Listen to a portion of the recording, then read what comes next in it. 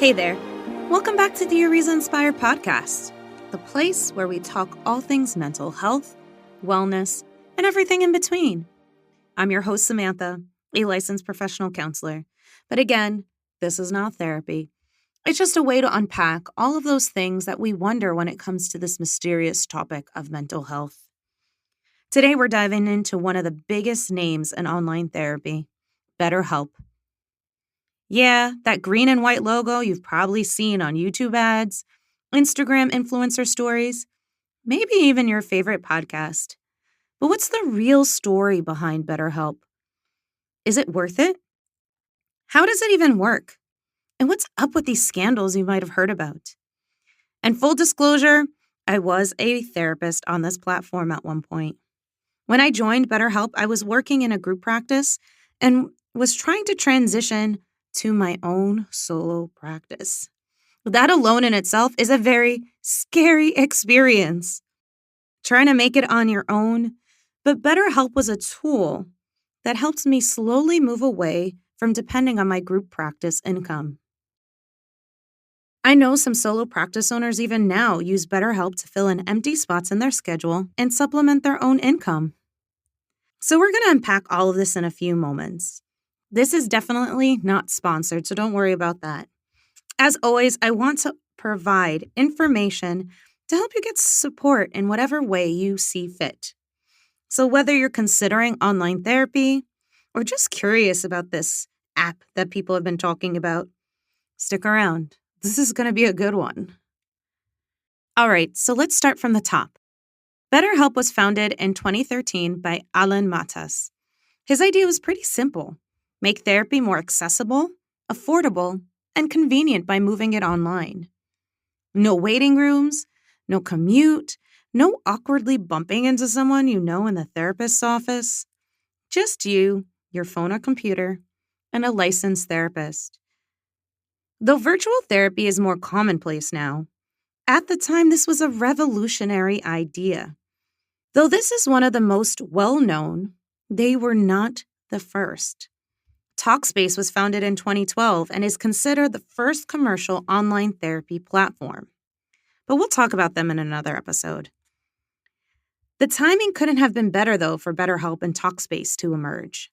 The stigma around therapy had been steadily breaking down, and then, we all know what happened, 2020 hit. Suddenly, telehealth wasn't just a convenience, it was a lifeline. BetterHelp saw massive growth during the pandemic. As of now, it's the largest online therapy platform in the world, with over 30,000 licensed therapists in their network and millions of users.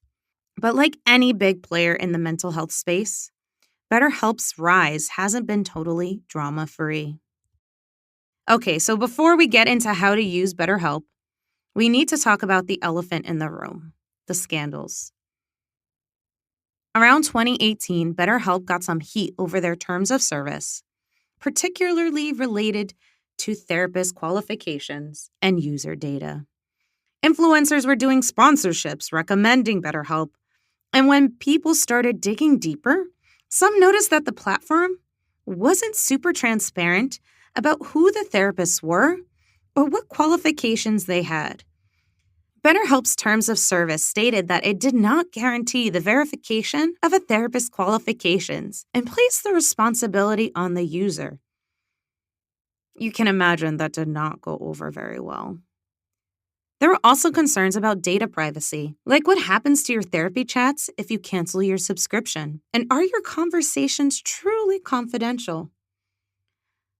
BetterHelp retains that they comply with regulations in regards to data retention laws, but states you can request your data to be deleted and they will do it, as long as it's within the boundaries of the laws. To be fair, BetterHelp responded to a lot of that criticism. They updated their policies, clarified how therapists are vetted, saying that they must be licensed, accredited, and in good standing. And they've made strides in being more transparent. This did not stop them from being held responsible by the FTC for using user data in targeted advertising campaigns. BetterHelp had to pay out $7.8 million to provide partial refunds to the 800,000 affected customers. But it's a good reminder to do your own homework before choosing a therapy platform and therapists in general. Whether it's a big company or even a solo practice, it's your mental health, and you deserve to know exactly what you're signing up for.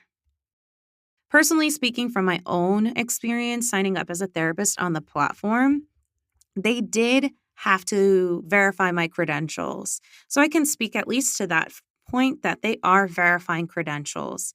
Past my own experience, I don't really know what they do with the information that they gather from the therapist they are vetting. So take that with a grain of salt. All right, so let's get into the nuts and bolts. If you're thinking about giving BetterHelp a try, here's exactly what you can do to sign up. Step 1 is go to betterhelp.com. You can do this on your phone or your computer. Sometimes you'll see promo codes from podcasts or YouTubers for discounts, which is totally worth checking out. There aren't many ways you can use a coupon to help with your mental health, so take advantage. Step 2, fill out the questionnaire. This part takes maybe 5 to 10 minutes. They'll ask about your mental health history, what you're looking for in a therapist, and any preferences. Like if you want someone who's LGBTQ plus affirming, religious, trauma-informed, or whatever you're looking for. If you need any info on therapy types, you can refer to our podcast episodes that go over the different types of therapy. Step 3, get matched. Based on your answers, BetterHelp uses an algorithm to match you with a licensed therapist. This can take a few hours or up to a day. You'll get a notification when someone's ready to start working with you. Whoever you are matched with might even reach out with a personalized message. And again, this is based on your answers that you've put into the questionnaire. So if you're looking for something super specific, make sure that you're clicking those options when you are filling out the questionnaire. Step 4, start communicating. Once you've matched, you can begin therapy through different avenues. One way is through live sessions. This can be video, phone, or even live chat. All of it is accessible through their platform. You just click which one you would like to schedule. The versatility and options can be very helpful, especially if you feel camera shy, because the phone or live chat doesn't require video. It just requires your voice or you typing. It can be super reassuring that you don't have to get on camera or even have to share your voice if you don't want to. There can be limitations if you think about it, though. With chat, you're missing out on the nonverbal cues and tone, which can sometimes lead to miscommunication. As much as our language is written, a lot of our determination and meaning is with the help of nonverbal language. It can be hard to seem like you're being fully seen through a chat or even on the phone. But it could be great not to have to worry about your outfit or your hair or even getting out of bed in the morning if you don't want to. But you can mistake your therapist's silence as not paying attention instead of quiet processing. And even when it comes to like the live chat, it does have like a little bubble that pops up as you or the therapist is typing. But even then, with the delays in sending of messages, things can get lost in the sauce. And you might be in the middle of sending something and your therapist might be responding to something you've already sent. So just like even text messaging, things can get a little bit messy if you're thinking about that as a tool and vehicle of therapy. But even if you are not live chatting, there is a messaging option. You can send unlimited messages anytime, and your therapist will respond as they're able to, usually within a day or so. This is different than live chat. It's kind of like posting on someone's page or even like responding to comments on social media, and it goes both ways. Therapists can message users and even post assignments on that wall of sorts. Since it is not live action, you might have to wait for a response.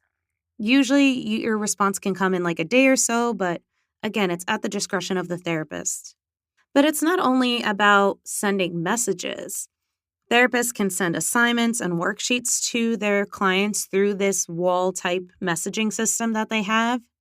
And there's even an option if you want to journal and share your journal with your therapist to get some feedback on what's going on with you.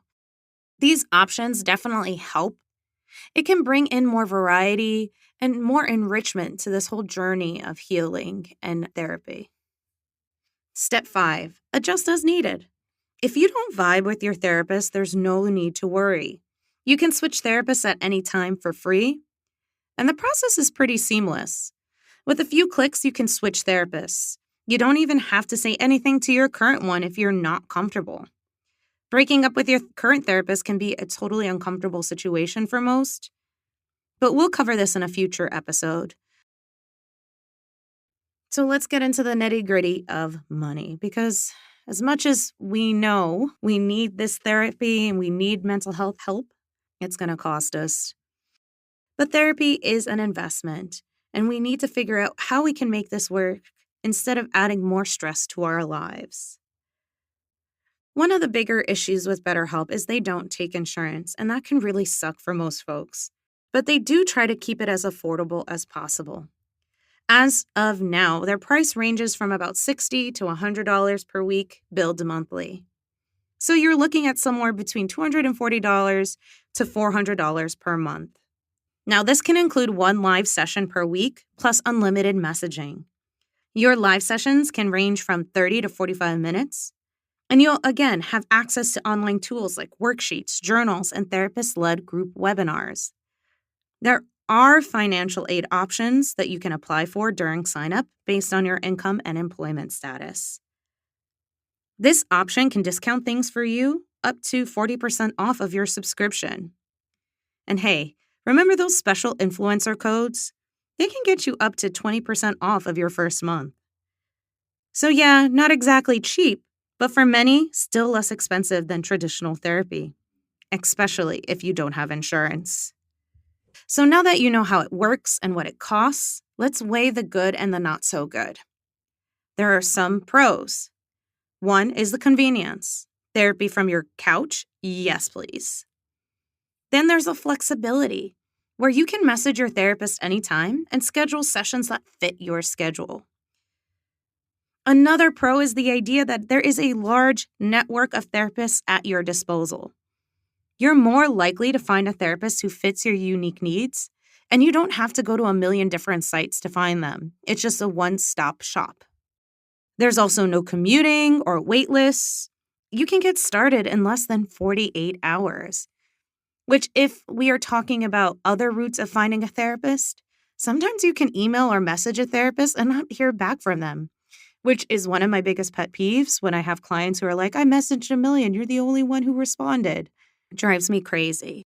So the fact that you can go to one place, get matched with a therapist, and not have to go through the struggle of trying to find someone who's going to respond is a major plus.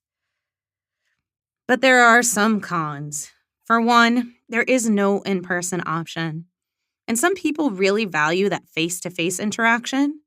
So if that's you, BetterHelp might not hit that mark for you. It can be pricey without insurance because, again, BetterHelp doesn't take insurance. So even though it is a cheaper option than private pay therapy, it's still a financial commitment. And yes, quality does vary. While therapists are licensed, not every match is going to be perfect, and it might take a couple of tries. And you might not vibe with their styles, which is okay. You still don't have that benefit of deeply researching a therapist before you get matched. So that it could be a con as well. The other thing is messaging isn't instant.